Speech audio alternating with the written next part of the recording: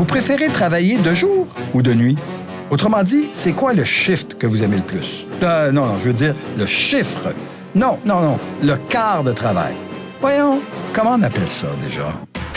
Certificat cadeau. Carrosse. Bubble wrap. Magasin à rayons. Outlet. Escalator. Packaging. Les mots du commerce. Choisir les bons mots, ça rapporte. Un balado avec Jacques Nantel, professeur émérite à HEC Montréal, chercheur et spécialiste du commerce de détail.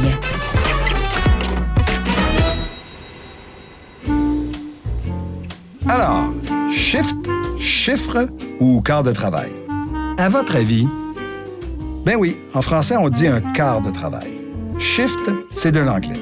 Et chiffre, c'est un dérivé phonétique de l'anglais shift. Les quarts de travail sont nés avec le capitalisme industriel et l'essor des manufactures à la fin du 18e siècle. C'est une forme d'organisation du travail qui maximise la productivité en faisant se relayer des équipes au même poste, les unes après les autres, 24 heures sur 24. Les machines ne s'arrêtent jamais, mais les employés qui les opèrent changent au fil de la journée.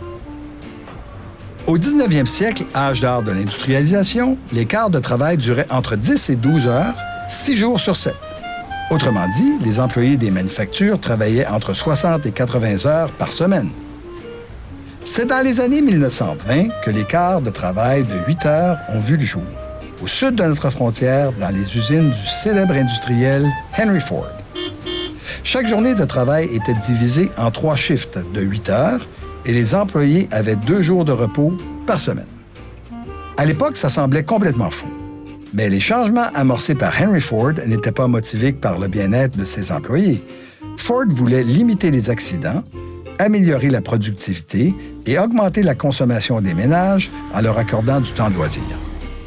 Chez nous, la semaine de 40 heures et les quarts de travail de 8 heures sont entrés très lentement dans nos mœurs. Pendant des décennies, la durée et l'organisation du temps de travail dépendaient des employeurs et de leurs négociations avec les syndicats.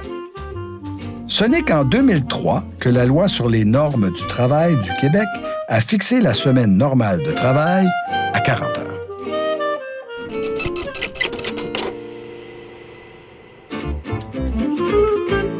Le commerce de détail ne fonctionne pas de la même façon qu'une usine. Dans la plupart des cas, nul besoin de voir les employés se relayer 24 heures sur 24 à la caisse enregistreuse. Pourtant, la notion de quart de travail y a aussi sa place. Elle permet d'allier aux besoins du commerce une certaine flexibilité tout en tenant compte des disponibilités des employés. Qui va pouvoir ouvrir le magasin le matin et le fermer le soir? Qui sera là le dimanche pour assurer un service aux clients? Cet enjeu devient de plus en plus pressant à l'heure de la conciliation travail-famille. Mais ne devrait-on pas dire conciliation travail-vie personnelle? Les étudiants et les étudiantes qui travaillent dans les commerces de services et de détail ont des impératifs qui les empêchent souvent de faire des quarts de 8 heures. Ainsi, on voit de plus en plus d'employeurs au Québec proposer la semaine de 35 heures, tandis qu'à l'étranger, des projets pilotes expérimentent la semaine de 32 heures, 4 jours par semaine. L'heure est à la flexibilité, mais cette flexibilité peut donner des maux de tête quand vient le temps d'organiser le temps de travail des employés. Je vous le disais au début de l'épisode, le mot « shift » se traduit en français par « quart de travail ». Mais « shift » veut dire changement, comme dans « changement des équipes de travail qui se relaient à l'usine ». Le terme « chiffre » est quant à lui un paronyme, c'est-à-dire un mot dont la prononciation et l'orthographe sont proches de celles d'un autre mot. Shift de nuit, chiffre de nuit. Il est bien sûr inapproprié dans le contexte. Même si aujourd'hui, il n'est plus si courant de trouver des équipes qui se relaient 24 heures sur 24 à un poste de travail, les termes « shift » ou « quart de travail » sont restés. Ils désignent finalement les heures auxquelles les employés sont attendus sur leur lieu de travail.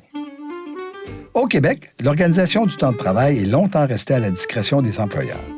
Les luttes syndicales ont permis aux employés de gagner des droits essentiels, des congés payés, un salaire minimum et des heures de travail raisonnables. Les employés des commerces de détail ne se relaient sûrement pas à leur poste de jour comme de nuit, comme les travailleurs de la santé ou les policiers. Mais ils sont affectés à des quarts de travail pour assurer le fonctionnement des commerces.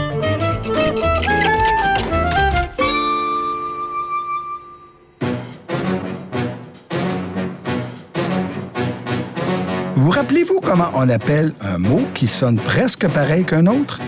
Un paronyme. Chiffre, shift. Comme les chaussettes de l'archiduchesse sont-elles sèches, archi-sèches? Les mots du commerce est une création Coyote Audio, réalisée avec la contribution financière de l'Office québécois de la langue française. Recherche et rédaction, Marie-Claude Ducas et Lucie Laumonier. Prise de son, Underground. Réalisation, Stéphanie Miniaca. Idée originale, Jacques Labelle et Robert Nadeau. Pour entendre d'autres épisodes de la série Les mots du commerce, rendez-vous sur votre application balado préférée.